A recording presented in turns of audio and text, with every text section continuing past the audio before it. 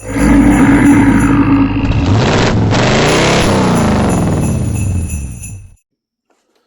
hello again, slot-heads. I got here before you a policar track, and I'm going to show you a couple things with a couple of cars that I've not previewed before. But policar track, a little bit about it. My review of policar track. Okay, great surface, great for stock tires, rubber tires right out of the package. You can put them on here. You might want to trim, but if you're new to the hobby, it's a good track to put on there if you're wanting to run analog. If you're wanting to run Carrera digital, this does not come in a digital format, so you're kind of out of luck there.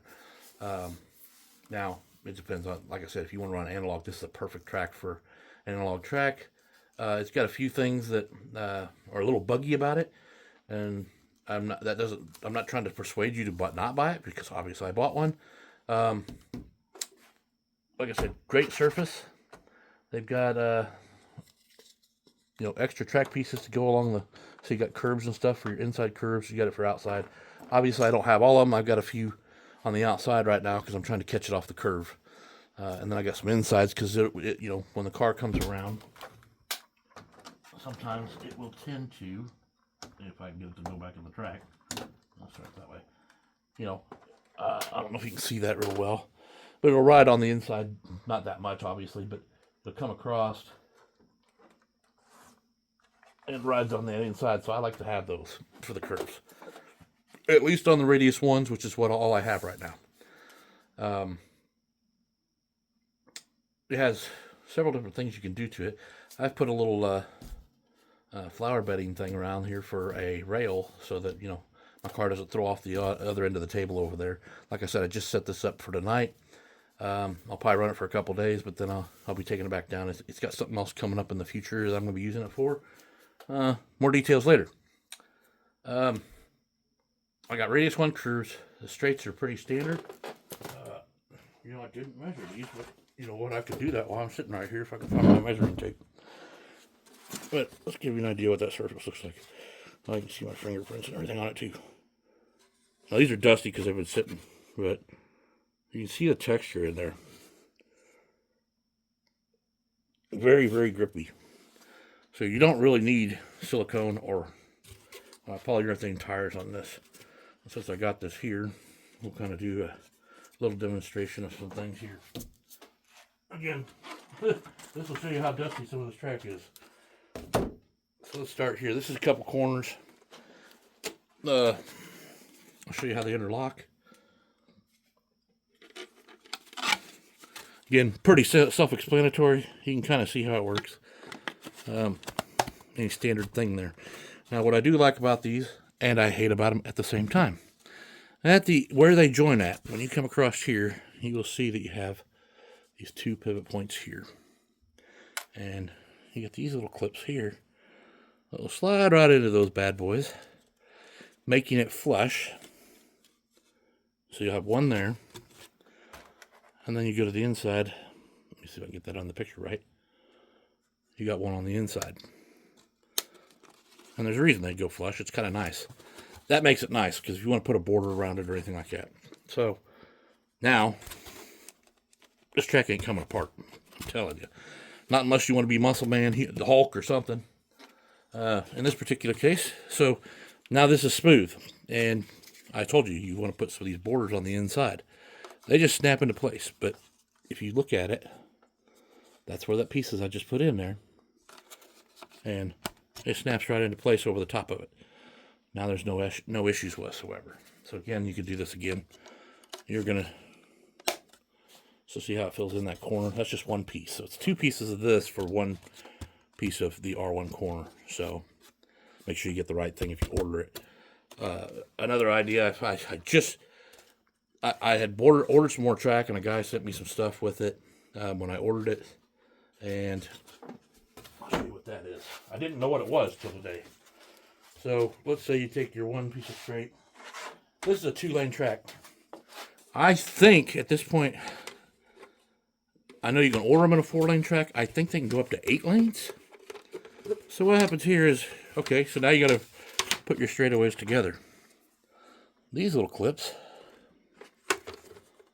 will slide right in here. Now there's four slots along there. I'm not going to put 4 in, but we'll just put 2 in for now. So you put this other one down here and get it in there off camera. They are tight. And then, well, I just broke one. Oh, that was fun. Did you enjoy that? But anyway, the idea is it's supposed to bring the track together. And they'll be side by side. Boy, I really screwed that up too.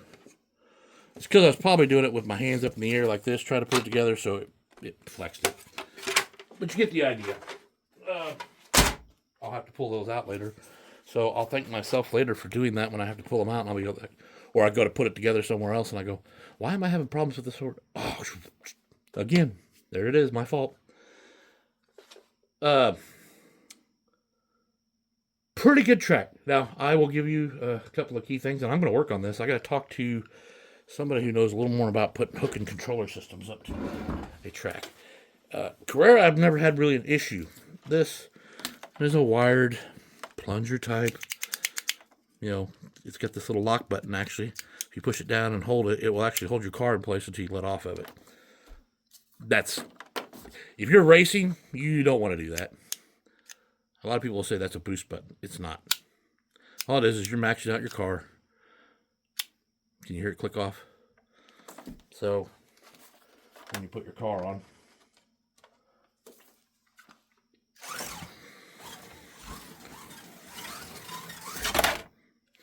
maybe I shouldn't have that corner so high. We'll bring it down just a hair. Let's see what that happens with that. I'll leave the other 2 up though. All right. Before I finish off with this track, let me go to, since I'm going to run a car, I'm going to go ahead and show you my car. Everybody's seen this car. I've put it on Instagram. I've put it, pictures of it being spun around on my wheel, this, that, the other. This is my NSR hypercar that I built. Did not change the guide. Oh, I put the magnet back in just for this purpose tonight because I didn't want to throw it off the table over there. Normally, this won't have a magnet in it at all. So, your choice, magnet or no magnet. In this particular case, you're going to see it running with a magnet. You put it on the track, and this car, on my Carrera track, it holds great. I'm wanting to put it on a wood track. Just haven't had the opportunity to do that yet. But let's give it just a few laps. I'm not going to go out of control here. I don't know what my voltage is set on. I'll explain that here in a minute. See, the controllers are a little, I don't like the controllers because of the plunger. And unlike Carrera's got a little bit smoother push to it. This does not.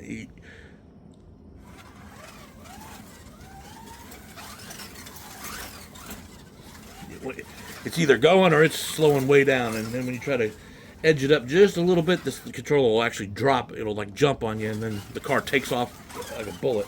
That's why I'm being so careful. So you kind of see what and I almost got this full throttle on here, but I don't remember where I set my volts on. See if I get a little smoother with it.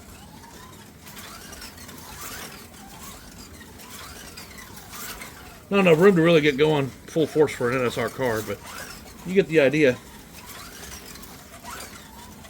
Just a little fun, just actually kind of a little bit of a fun track rather than just going around in circles. Even though you're going around in a circle, it's just a triangle. It's the slot car Wildman, sort of like the Bermuda Triangle. It may come in here, but you may never see it again.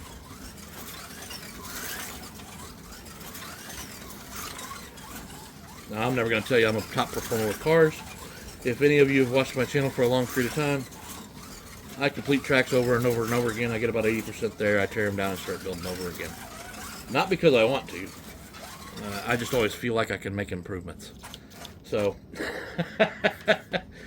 and if you're new to the hobby and you're trying to figure out your track layout and you don't use a planner, which I don't, I will spend, and I do like it to a certain degree, countless hours of moving track around, changing different options on it to see how it works out. But yeah, this is a great car. If you don't have one, definitely want to pick one up. This was originally a red. I will post a picture in here in the video, somewhere right around here. And let's put this the pause note. It was red. Bing. Okay, now you're gonna see the picture, and then I painted a metallic red over here, and then metallic blue. Crossed it over, and then I took a white pinstriping to come here. Now the only thing this piece and this piece come apart, and I've explained this before. I wished I'd kept that black because your black fender wells are that way. These are actually the color of the car, but you can kind of see I did not the greatest paint job on this. You know, like anybody, you'll know your own flaws. I'm not going to point them out, but these are, yeah. Man, I did it again. I'm pinching a nerve on the wheels. I'm sitting there. I can see the word and I can't say it. I changed the wheels on it. Original tires, original guide. Everything's original in it. I haven't done any real tuning to it yet because I haven't had it on a track where I can tune it if I want to make this a wood-rotted track car. So, anyway. But if I had to go back, I'd paint this black and it'd look really nice. But I spent a lot of time changing up the colors all the way through the whole thing. So it took me a little while to paint it.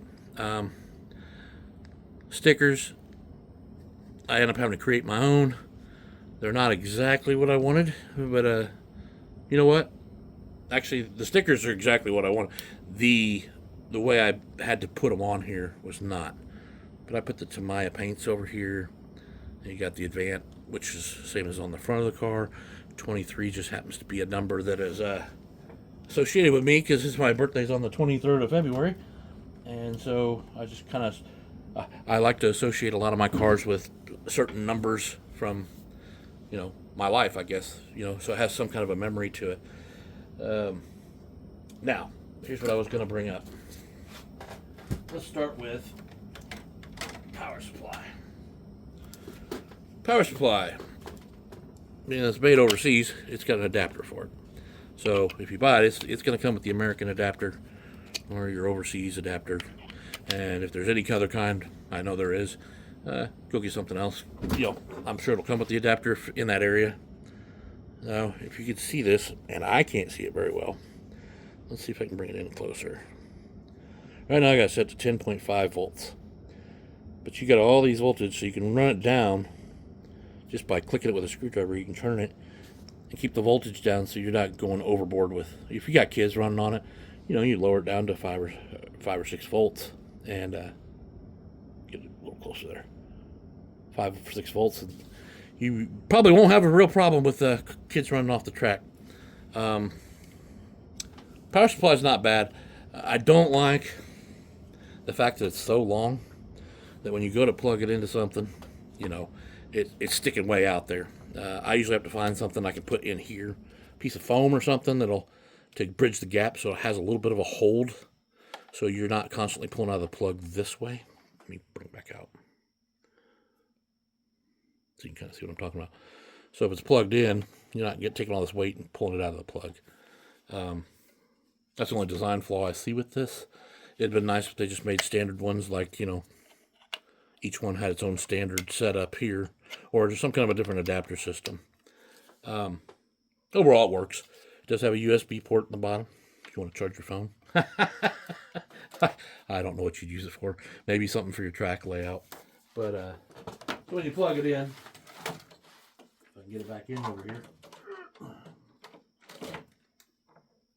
Well, both hands, Eric, both hands. Now your little blue light came on down here. If I can get this darn camera to work with me. See, there's my career track. This is where the biggest part of my negativity comes from. I've only got the red controller hooked up. And I'll explain that here in a minute. Because I don't think the other one's working right now. This is the second power unit I've put on this track.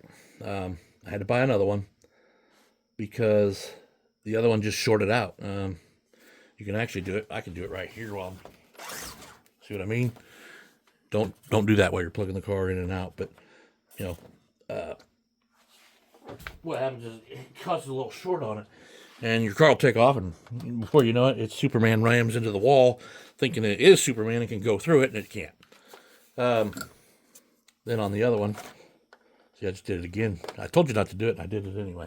Now see this one over here, I plugged it in the controller too. This one's already going bad. It worked originally. Because I set it up. Unless I've got a track error somewhere, which I haven't found because I went back over it after I first got it on here. It's not working. You can hook a power supply to it, but I need to... You can run a... Well, I hooked a power supply to it, but it was a variable power supply. Basically, that turns it into the variable power supply as your controller, because now you have no control over it from here. I've already thrown one of these away. It was completely fried. And this is the same problem with this one. And see, I can do this one all day long, and that car ain't going to take off. If I do this one, put it back in, it does. So, I don't like the power supply. There's a lot to be desired out of that. And I hope that someday they'll pick up something and fix that, or maybe they plan for you to do an upgrade. That is the only downside I see to it, and it's a big variable, because nothing like buying a new slot car track and you get it up there, and all of a sudden one day you go to click your second controller to race somebody, and then, or first controller, because the first controller burned out on the first one, and so did the power. Yeah, all of a sudden now you spend another $30 to buy another one of those. That's roughly what they cost to replace. I'm looking for a better option.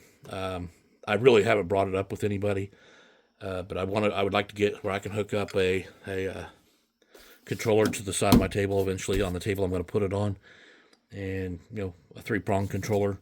I just haven't gotten that far into the hobby to really get into questioning that yet.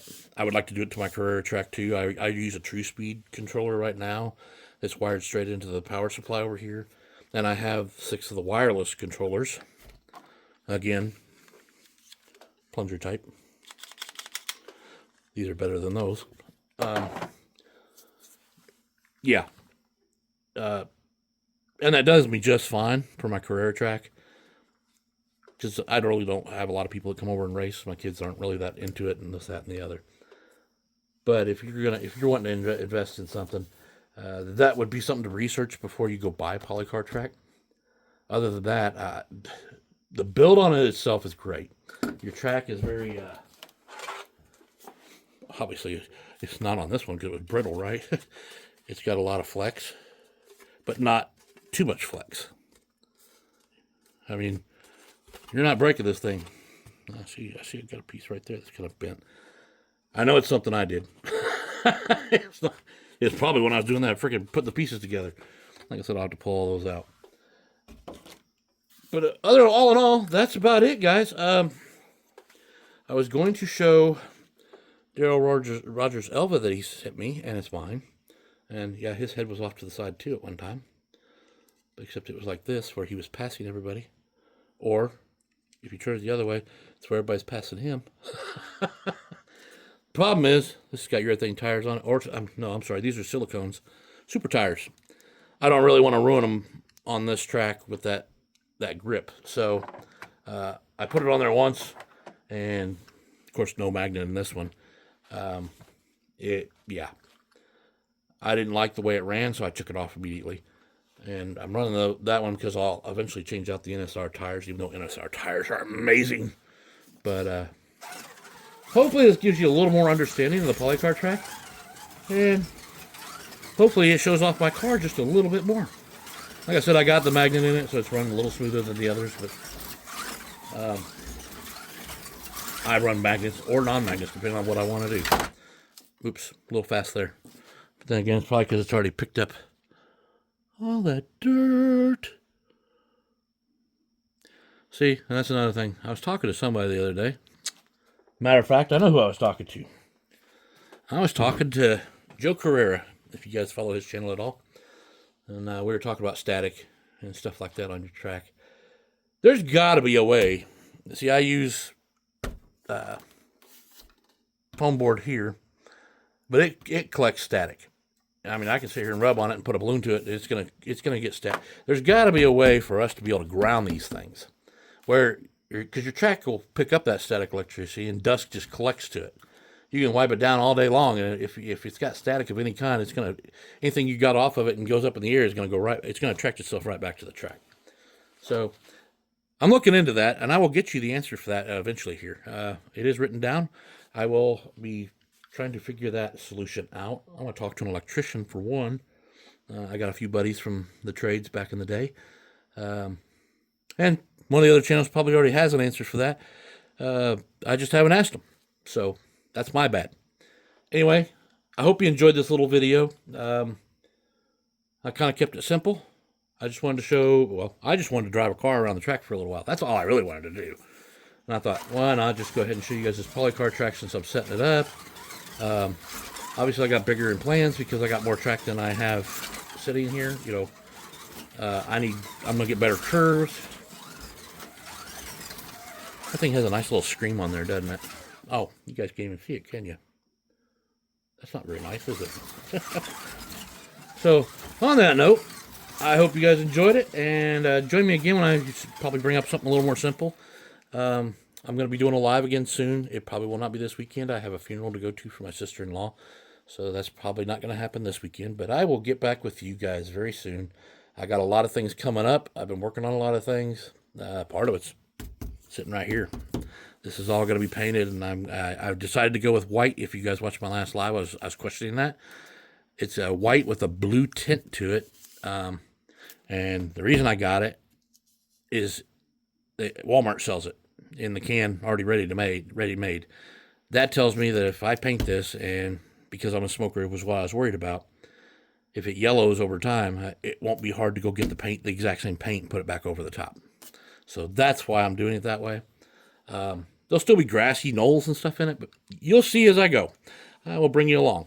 Anyway, for now, have a good night or good day, whichever it may be for you. Tell you what, with that cheeky laugh behind it, it actually does work. You sick fucker, Eric. I love it, mate. I love it.